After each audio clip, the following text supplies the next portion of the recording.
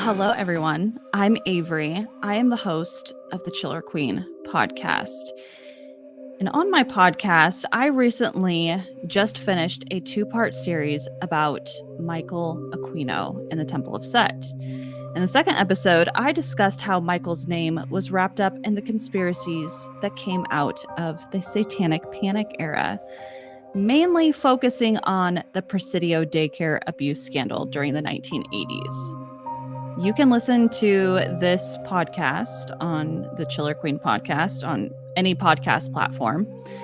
Highly suggest checking it out. But to further explain, the Satanic Panic was a moral panic of 12,000 unsubstantiated claims of satanic ritual abuse that swept the country in the 80s. But many believe it was just a massive cover-up to something far more sinister.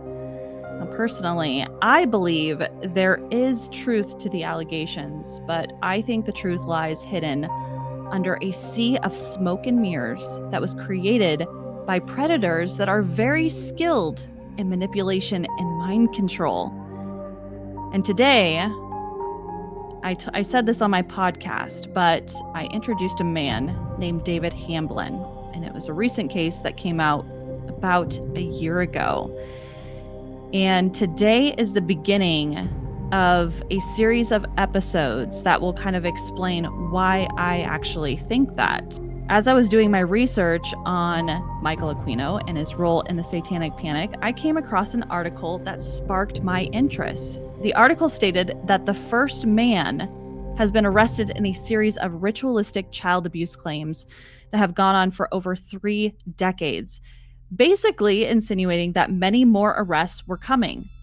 Now, the reason it sparked my interest was the time frame of when the abuse claims began. This places us during the Satanic Panic era, and oddly, or maybe deliberately, the media has been pretty quiet about this case. The only people that have been covering it are these small local news channels, and they didn't really say much. I'm sure they don't want to spark another mass hysteria, but after the rabbit hole that I went down, this story deserves a lot more attention. The allegations in some of the articles only scratched the surface of how horrific this case really is. And it took me a few days, but I finally found all the court records and witness and victim statements. And I decided to read through all of them to really get a grasp on the reality of what's being claimed. This story has mind control, murder, sacrifice, Satan, powerful people, cannibalism, and if that wasn't enough, there's more. It's all there, and the crazy part is there is finally evidence to back it up. So I decided to do a series of videos, this being the first, that dives into this story, because I think that potentially this story could open up previous cases that were closed during the Satanic Panic era. And I think that it could potentially be the beginning of giving the victims who were involved, during the Satanic Panic era, some sort of justice or even answers. But I don't know. Let's just see how far this rabbit hole really goes. Today's episode is going to center around the first victim's statement, Brett Bluth. But first, we're going to talk about the person of interest, David Hamblin. Who is he? David Hamblin, in the late 80s and early 90s, was a psychiatrist in Spring City, Utah. And he was part of the LDS Church. According to his daughter, the family was actually members of the Church of Satan, but attended the LDS Church as a guise to the public. David built a practice where he would see his patients for therapy at his personal ranch-style residence. David Hamblin eventually got involved in the Native American church, which was ran by James Mooney, where they would host healing ceremonies and would administer the psychedelic drug peyote to its attendees. Some of David Hamblin's patients were some of the most prominent and well-known people in Utah. Now, this all seemed great on the surface, but for over a decade, victims repeatedly came forth with their testimonies that painted a very sinister story of what I believe could be tied to something much bigger. But before we move on, I just want to give a little bit of a disclaimer.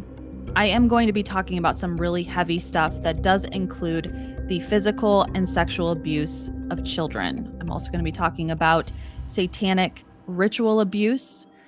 And if this is something that could potentially trigger you, or you have a hard time listening to that kind of stuff, I highly suggest probably moving on to a different video, because this can be a pretty heavy topic. So listener discretion advised. So let's start with Brett Bluth's statement.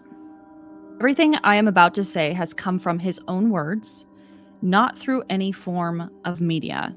Okay. In 1994 through 1995, Brett Bluth was a patient of David Hamblin, who claimed he was subjected to horrific psychological and sexual abuse that absolutely ruined his life. Brett describes Hamblin as a psychologist and sexual predator who uses the planting of false memories via hypnosis, of ritual, sexual abuse to groom his victims and facilitate his own gratification. That statement right there is going to be very important throughout this entire series. Now, before therapy with David Hamblin, Brett seemingly lived a normal life. He was a happy person. He was part of the same LDS church as David, but there was one thing that weighed heavy on him. Brett was a homosexual. His faith and his church believed that homosexuality was just a perversion or some sort of potentially mental illness that could be cured through therapy. So Brett goes to the bishop of his church, and his name is Conrad Gottfredson. And the bishop refers Brett to David Hamblin for therapy. The bishop tells Brett that Hamblin has had success in the past with others through his reparative therapy techniques. So Brett decides to give it a shot, and he begins attending therapy sessions with Hamblin at his house, where Hamblin's wife and daughters also lived. David tells Brett that there is a high probability that he can cure his homosexuality through hypnosis. So for the first month, Hamblin has Brett lay down on a leather sofa as David Hamblin begins leading him through exercises to achieve a state of hypnosis. Within that first month, David gives Brett a diagnosis. He tells him that he has multiple personality disorder due to severe ritualistic sexual abuse as a child. He continues to tell him that while Brett was under hypnosis, that he encountered several alternate personalities that revealed the abuse. Now, this shocked Brett because Brett felt as though he never once had even reached a state of hypnosis. He said he could remember all the sessions and all the details of them, and that there was never even a lapse in time. But David assured him that he was under hypnosis and that the reason he is unaware of these other personalities is because his mind has blocked them. Now, this leaves Brett a little confused, but he really wants to be cured of his homosexuality, so he tries to trust the process and he continues to keep attending. David then invites Bishop Conrad to attend some of the sessions, and together they use the priesthood to try to exorcise these personalities. Brett repeatedly told David that he didn't feel like the abuse was real and had a hard time believing it. But David told him that in order for the therapy to work, he must trust the process and believe everything that he is being told. Over the next several months, Brett learns through suggestion and hypnosis that as a young boy, he was forced to sacrifice animals in preparation for taking a human life when he became of age. Hamblin decides to introduce Brett to another woman who was also a patient of David Hamblin's and was undergoing therapy for ritualistic sexual abuse, and also allegedly had multiple personality disorder. So Brett's introduced to this woman, and he's introduced to her as CJ, and that CJ was one of her personalities. CJ was a 7-year-old boy. Hamblin suggests combining their sessions together. He would basically place them under hypnosis at the same time and attempt to cut off their personalities using the Melchizedek priesthood. Brett was also told through suggestion that his abusers would place him in a plastic bag and keep him there until he almost suffocated, and he would then be forced to worship the people who let him out of the bag. Now, as therapy is continuing, Brett is getting increasingly depressed. He's beginning to question his reality, and he begins to start acting out. 6 months after seeing David Hamblin, Brett begins to self-harm on his abdomen. And one morning he wakes up and he sees that he has carved an odd symbol on his arm. The symbol had an arrow with a connecting drop and 2 overlapping triangles. The scar is actually still present today. At his next session, he shows David the symbol, and David seemed to get really excited, and he pulls out this notebook, which he said he uses to take notes on his patients. Now, Brett thought it was odd because he never saw him take notes before, but when he opened the notebook, Brett saw the exact same symbol on one of the pages. And Brett asked him, "Why do you have that symbol on the notebook?" And David tells him that another abuse patient had given it to him under hypnosis the day before. So this made Brett believe that all this stuff that David has been telling him might actually be true. So he begins to trust David Hamblin, and he begins to trust the process. This was basically the grooming process, getting Brett to trust his lies and manipulation so that he can begin to use unbelievable methods to fix the problem. Brett claimed that it wasn't until later, after all the abuse, that he realized that David Hamblin had probably made the suggestion to him through hypnosis to cut the symbol on his body. So allegedly, the hypnosis was working unbeknownst to Brett.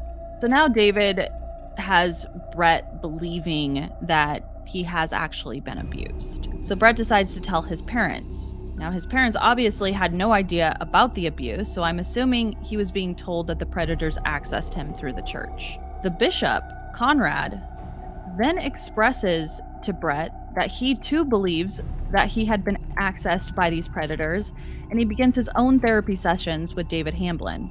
But Brett has absolutely no knowledge of what transpired between them. So I don't actually know what happened in those sessions, but that is what he stated in his victim's statement. So as these sessions begin going, and Brett now believes in what David Hamblin is saying, David Hamblin then begins to disclose even more of the abuse that he learned through communication with Brett's other personalities.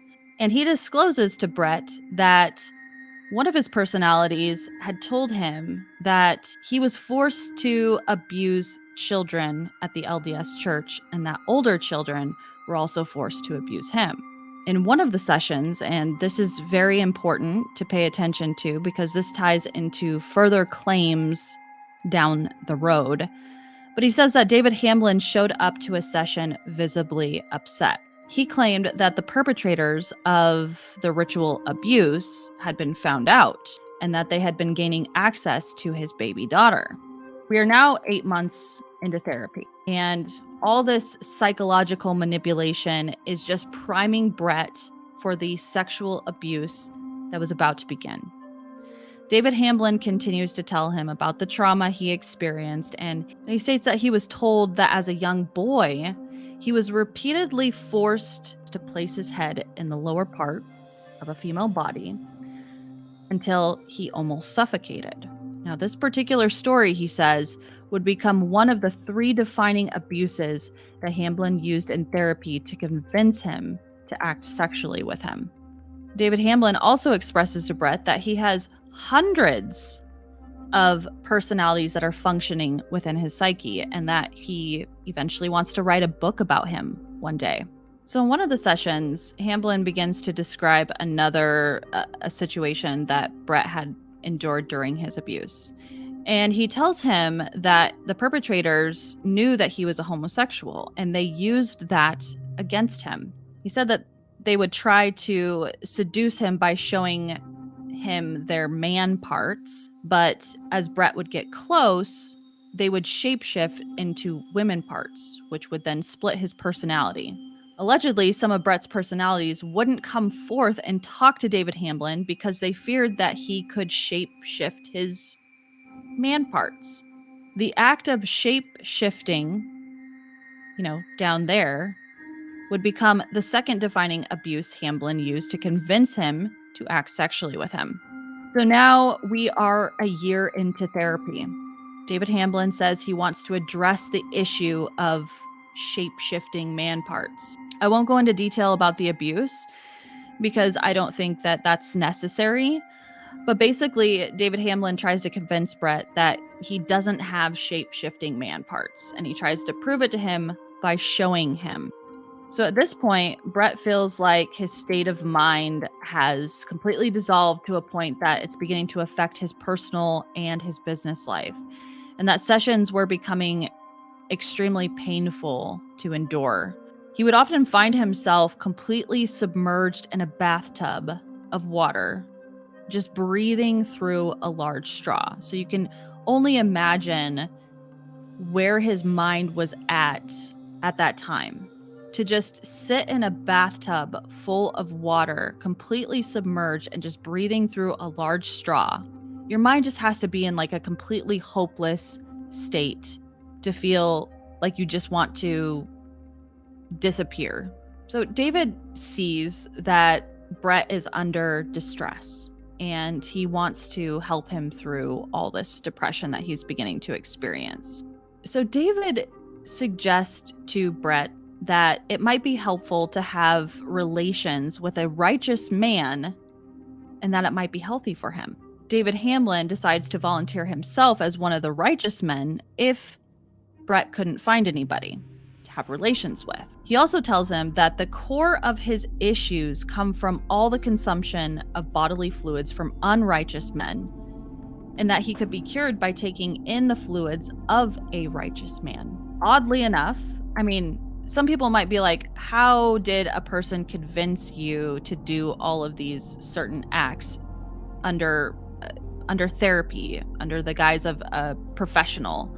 And the reason why I wanted to go into a lot of detail in this case was because you can see that over a year's period of time, David Hamblin had convinced Brett that he was the victim of ritual sexual abuse. He had been enduring countless sessions of hypnosis where David Hamblin was planting the seeds of all of this craziness into his psyche, making him believe that he had multiple personality disorders, that he had been ritually abused. And if he can believe that, then the introduction of curing all of this from him, stripping away his identity, making him feel worthless and hopeless and begging for some sort of cure to all of this, Brett became open to some of the suggestions that David Hamblin was giving him, because if he can believe that, then he can probably subscribe to some of the things that David wanted to do to Brett in order to cure him. So you really have to kind of put your mind in the perspective of the victim in order to understand how this kind of stuff could come about. When you have really, really manipulative people and people who know how to control the mind, then it's easy to kind of sway and suggest people into a certain direction to do what it is that you want them to do. And David Hamblin was very, very good at that. So Brett then agrees to this consumption of righteous bodily fluid with David Hamblin. So they begin the sessions and they begin to exercise these personalities within Brett. And the person who is helping assist him was David Hamblin's wife, Rosie. David Hamblin's children were also present at the time. Now, I want you to pay attention to the fact that Rosie was there participating and helping out with this whole session. This is important in future episodes. Rosie. Her name is Roselle, but they called her Rosie. And she comes up in sessions in the future, so pay attention to that. So David Hamblin and Brett end up having relations together. And Brett says that it completely disturbed him, it disgusted him, and he just felt really sick to his stomach, and he decides to leave the house and never return to another session with David Hamblin ever again. He decided to cut off contact, and he decided that this isn't working. It didn't cure me. I'm going to leave. I'm out. 6 months later, Brett received a phone call from David asking him to call this particular number. Brett calls the number, and a woman named Lynn Whitesides answers and invites him to a healing ceremony where they administer peyote in a group setting, and it helps people work through their abuse. So Brett, still conflicted with the issue of homosexuality, decides that maybe he's going to try these healing ceremonies to see if that can help him get rid of his homosexuality. So Brett goes to his first ceremony, and he's completely shocked to find out that David was there. He did not know that David was going to be attending the ceremony. During the ceremony, David decides to come clean that him and Brett had sexual relations together. Then David takes Brett's head and forces it into his lap, while the other members in the ceremony laid hands on him and prayed over him to forgive David. And this greatly angered Brett because he did not know that was going to happen. He did not want that information getting out there. He didn't want people to know that he had a relationship with David Hamblin or that he was even homosexual. And so this really bothered David. And when he went home that night, he decided he was going to confess the abuse that he had gone through, the sexual abuse, to his parents. And his parents and him decide they're going to come up with a plot to confront David about the abuse. So they rallied together and they made this plan to get David alone in person. And once they had him alone, Brett's parents confronted him, and basically David confessed to them that yes, he did have relationships with Brett. And Brett told him that if he didn't turn himself into Doppel for having relationships with a patient, then he would call them himself and he would report it. David agreed he would, and so Brett decided to call a little bit later to check up and make sure that David actually did turn himself into Doppel. And when he called, they did in fact tell him that David, yes, he did call, he did confess to having relations with him, and they decided to revoke his license.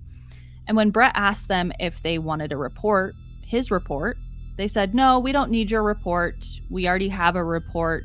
His license is revoked, so we don't really need anything more from you.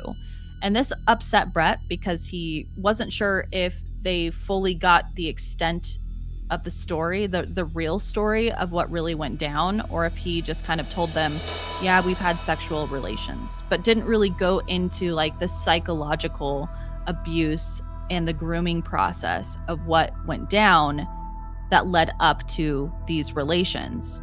So he was a little upset about that. After all of this, Brett's life was never the same. But David Hamblin did not stop providing therapy sessions. He actually continued to conduct them under the guise of healing ceremonies through the Native American church. Now, these weren't healing ceremonies, though. They were rituals, satanic rituals, where David used drugs and other magical tools to induce mind control and manipulation on unsuspecting victims. In my next episode, I'm going to bring you to 2012. Right now we're in 1994, but I'm going to bring you to 2012. And this is when Dr. Hamlin's own daughters report to investigators their long history of what they endured at the hands of this sadistic man, as well as many others. This is when we begin to get a glimpse of what went on during these ceremonies, or rituals, I guess you could say. And we begin to see a bigger picture of this very sinister story. So stay tuned for part 3. And make sure to hit that notification button so you can be informed when the next episode drops. I am going to sign off for now, my friends. Stay weird and don't forget to question everything. Bye-bye.